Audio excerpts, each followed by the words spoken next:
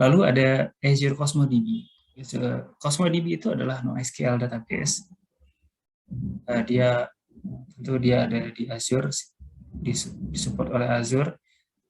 Lalu API dia tuh memiliki 5 API.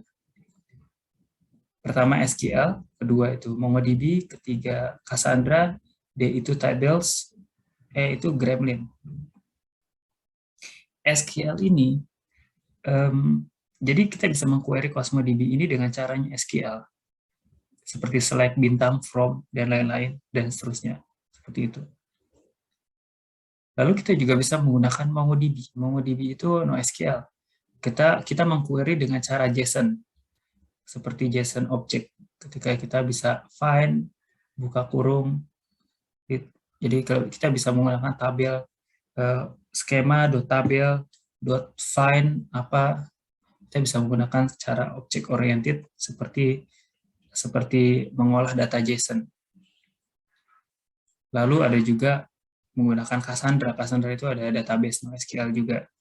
Ada juga tables seperti Azure Tables, sama, cuman bedanya ada di Cosmos DB. Lalu ada juga Gremlin. Gremlin itu untuk graph database. Jadi kita bisa menyimpan database dalam bentuk graph. Bisa dibayangkan seperti sosial media, Facebook misalkan, itu database-nya akan lebih cocok dalam bentuk graph karena satu objek itu bisa terkait dengan objek-objek di sekitarnya. Begitu juga objek lain terkait juga dengan objek-objek lain sekitarnya. Lalu yang jelas, Cosmos DB itu adalah globally distributed. Dia itu default-nya adalah terdistribusi secara global. Dan dia memiliki 5 konsistensi level. Ada strong, bounded staleness, session, consistent prefix, dan eventual. Ini konsistensi level ini semakin ke bawah itu makin bisa dibilang tidak konsisten. Eventual itu artinya dia memiliki banyak replika. Ketika kita write di satu replika, maka replika itu langsung diupdate, yang lainnya belum ngikutin. Dan tidak langsung ngikutin. Gitu.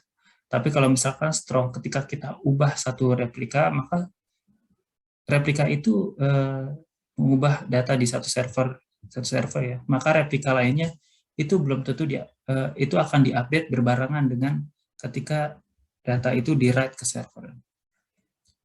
Dan begitu. Dan bounded staleness session itu perantara di antara itu lebih detail. Lebih detailnya ada di kursus terkait database di Azure. Kita lanjut ke Azure SQL Managed Instance. Ini Managed Instance tadi dia itu sebenarnya sama dengan SQL Database, cuma kelebihannya dia punya fitur yang lebih spesifik. Seperti encodingnya itu tidak Azure SQL Database tidak selengkap dengan Azure SQL Managed Instance. Karena SQL Managed Instance itu sangat mirip dengan SQL Server yang ada di on-prem. Dia lebih mirip ketimbang Azure SQL Database. Kalau kita ingin memindahkan migrasi lift and shift, kita lebih cocok menggunakan Azure SQL Managed Instance. Di mana di situ juga pasti di situ juga ada VM yang kita kelola. Jadi saya bisa bilang Managed Instance itu antara peralihan di antara PaaS dan IaaS. Karena ada VM yang dikelola dalam satu subnet yang digunakan oleh SQL Managed Instance. Di sini ada migration process flow. Ketika kita ingin migrasi data dari database ke Azure, pertama itu ada discover, assess, migrate, cut over, and optimize. Jadi pertama discover itu kita melihat sistemnya, mengendata sistemnya seperti apa, penggunaan usage-nya seperti apa, lalu kita mengakses kira-kira untuk usage yang seperti ini bagusnya dipindahkan ke sistemnya seperti apa, ke service apa, ke SKU-nya, size-nya apa, dan seterusnya. Lalu kita proses migrasi. Setelah proses migrasi, ada namanya cutover. Cutover ini sudah selesai migrasi, tapi kita fokus untuk mengganti connection yang biasanya masih terhubung ke on-premise. Jadi ketika kita migrasi itu dengan data, dengan connection yang masih ke arah on-premise, belum ke arah cloud yang sesungguhnya. Lalu ketika kita masuk ke migrasi selesai, maka harus ada cutover. Awalnya aplikasi ini datanya terhubung ke database yang ada di on-premise, langsung kita ubah connection string-nya ke database yang ada di cloud. Dan terakhir adalah optimize. Optimize ini seperti biasa apabila semuanya sudah ada di cloud, yang kita lakukan adalah mengoptimasi agar sistemnya ini selalu berjalan lebih baik ke depannya. Lalu ada juga Azure Database for MySQL. MySQL ini sebenarnya MySQL ya, MySQL yang umum kita kenal, sering sekali digunakan, bahkan paling banyak digunakan untuk latihan. MySQL di sini ditambahkan dengan Azure Features, tentu karena dia diadopsi di Cloud Azure.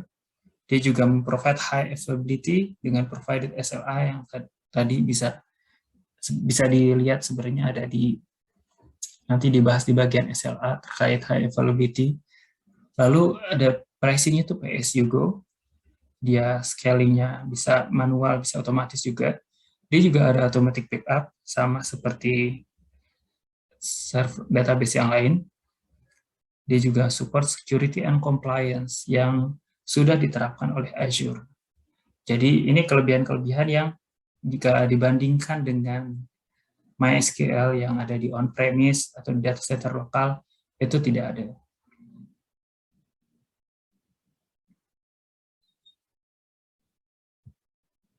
Lalu ini adalah Azure Database untuk PostgreSQL.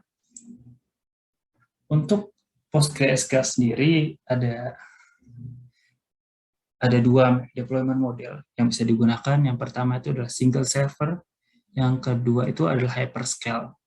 Hyperscale ini kalau single server seperti biasa, server biasa, PostgreSQL di on-premise juga bentuk seperti itu, satu server isinya ada satu database. Tapi kalau hyperscale itu dia elastic database. Lalu keuntungan hyperscale ini yang tadi ini adalah horizontal scaling. Ya, dia share data dengan sharding, parallel query, scale and performance tinggi sampai 100 terabyte, bisa untuk multi-tenant applications. Jadi ini horizontal scaling karena dia lebih bahasanya lebih elastik.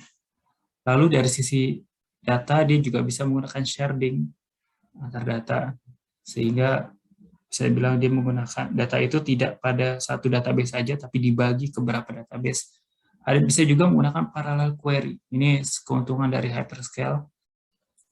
Ketika kita mengquery, query ini akan mengambil dari beberapa sharding yang berbeda, ditarik jadi menjadi result di satu query tersebut. Dan scale and performance tinggi sampai 100 terabyte. Ini juga bagus, bisa untuk multi-tenant application. Jadi kita bisa menggunakan hyperscale ini untuk beberapa aplikasi sekaligus. Keuntungan single server ini yang jelas, ini keuntungan single server itu yang pertama SLA-nya 99,99%. Yang kedua itu pay-as-you-go pricing-nya. Yang ketiga dia itu lebih ke vertical scaling.